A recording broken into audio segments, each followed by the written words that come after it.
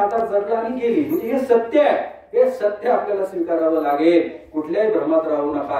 आता जाता जाता मला आठवते तुम्ही मरू शकतो. आता मरण तुमच्या हातात नाही, कधीही कुठेही येऊ शकतं बुद्ध म्हणतात. म्हणून प्रत्येक माणसानं आपलं नातं जिवंतपणी सांभाळा. मेल्यावर त्या मुर्द्याला किती हलवलं, अरे बोल मी आले, अरे बोल मी आलोय, तो मुर्दा तुमच्याशी कधीच बोलत नाही. जिवंतपणे नातेगोती सांभाळा, अशी एक माफक अपेक्षा तुमच्याकडे व्यक्त करतो. या गावचे पोलीस पाटील सन्माननीय सदाशिवराव बच्चन विनंती आहे, कृपया आपण आपली श्रद्धांजली अर्पण करावी. पोलीस पाटील. आज या ठिकाणी दुःखित करताना या मोरे कुटुंबाचे सगळे सहकारी आर्टिस्ट, मोरे कुटुंबाची भाऊकी, सर्व मुंबईकर, त्या ताईच्या जाण्यानं मोरे कुटुंबाला जे दुःख होणे ते साहजिक आहे.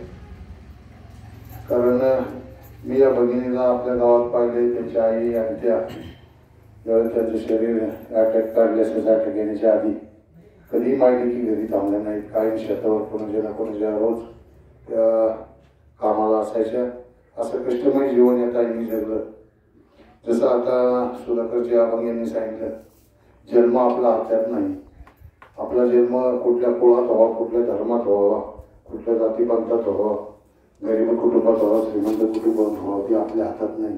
तसा मृत्यू आपल्या हातात नाही. मृत्यू आपण कधी आपल्याला घेऊन जाऊ शकतो.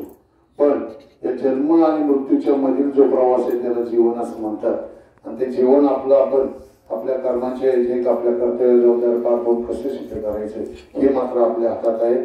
त्यामुळं अरुण साहेबांनी जे सांगितलं, जे आपल्या जीवनामधील आपली जी कर्तव्य कर्म आहे ते आपण चांगली करा, सर्वांशी चांगले संबंध सोडा, सुसंवाद ठेवा.